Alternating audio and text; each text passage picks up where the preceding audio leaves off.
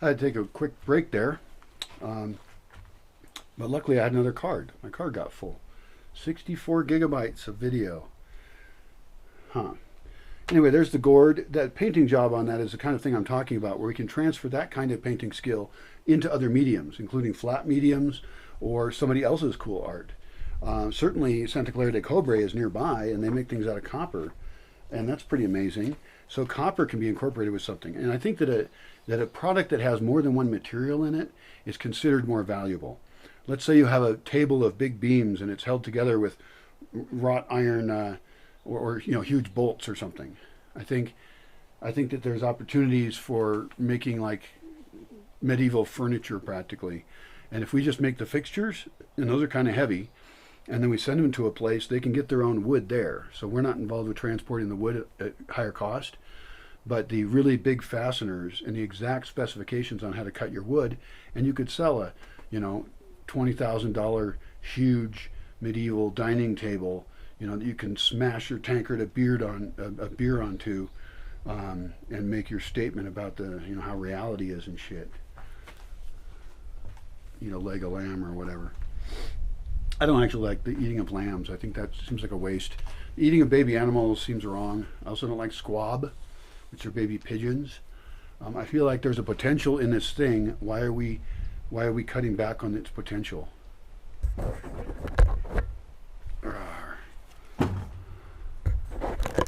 It's so easy on this camera to forget to put the mic up, and it changes the audio, I'm sure. This camera is a difficult camera. I hope the company, I should actually make a list of all the things I would like, and maybe they're the company to produce it, because they've got the audio figured out. So, folk art is neat. That's correct. These also look like things from Okomiko. That's yeah. Just in Michoacan, there's more than I know. Here's this guy again. I skipped a couple of things there because I didn't care about him. Okay, here's this guy again. Who is this guy? Mis abuelos. Maybe he's the guy who put the book together. Maybe because he paid for it, he gets to be the cool dude in the book. That's fine. I don't mind that. Our ancestral roots. A lot of stuff happened. A ball game. Be great to build a ball game court here in Aronga. Why not? I don't know if the Purepecha played it. The Aztecs did, and several other civilizations and groups. And so why not bring it back? Make it safe, make it skilled, make it fast and amusing, change the rules if you need to, make it filmable, and then broadcast it. It's the culture of the place. It's the sport of the place. If it isn't fun the way it is, then figure out how to make it fun. They have a thing around here where they play hockey with here it is right here. La pelota foray. I never heard that term. Anyway, I've watched guys play this. It's really fun. They have a flaming ball. What more do you want than to have fun than by playing with a flaming ball? And you bounce around and stuff. It's very fun.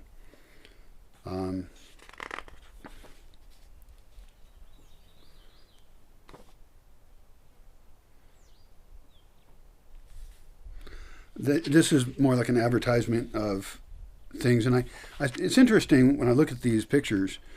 I think that they're advertising a exemplification of the former culture that they had, and I think that's cool. I don't know that I care if they're exactly authentic, and it can be a mix. Like I think in this picture, there's a mix of styles here. I don't know that. In any case, it's great style, so you can't think that there's anything wrong with that.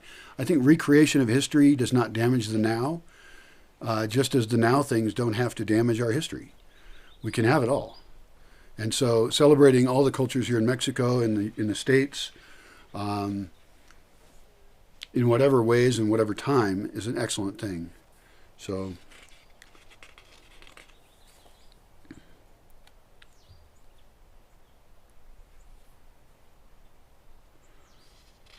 I don't know about that crossing. I should read about it.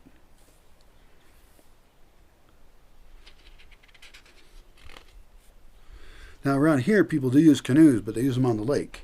They use them to go out to the islands.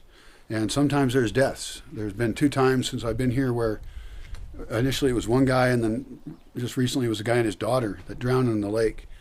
And that's talk all around the lake. I mean, everybody becomes aware of it because there's people who, many days they travel on this lake by canoe. I almost wonder if they should have better canoes. I mean, I like the traditional ones, but did their canoe get swamped and then they got tired and then they drowned? Maybe that's what happened. I also like the idea out on this lake of solar-powered boats. When I first started thinking about solar-powered boats, they were unreasonable, and the essential conclusion was that's not going to work out. Well, a lot of work has gone into that, and battery technology improves, and so you can imagine a solar boat that even could then zip pretty quickly around, faster than the current ones, perhaps. Well, the current ones are the models, so I think keeping that same model would be wise. On these long boats that have a lot of people in them, potentially, and they've got a huge, nice roof that's perfect for solar panels. So put the solar panels on top of the boat, use them to power it as is, and then have battery assist on the boats so that you can still go on battery power to all the way across to the island or back, or maybe both, and then have charging stations at either one that probably use municipal power, and you chart that, and that's essentially your gasoline type thing from the system.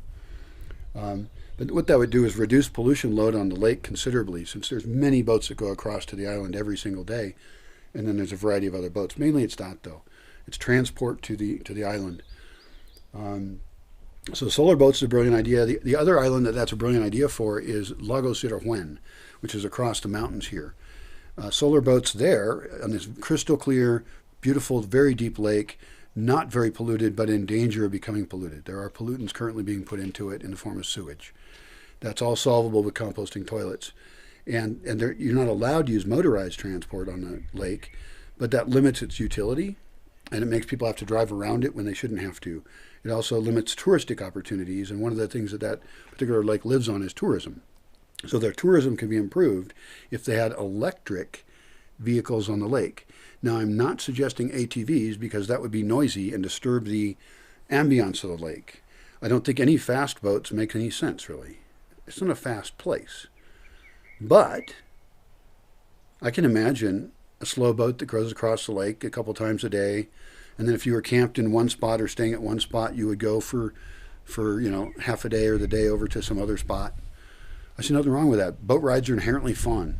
And a slow boat ride is kind of nice in a way because they're very relaxing. Speedboats, not real into those. That's a different thing.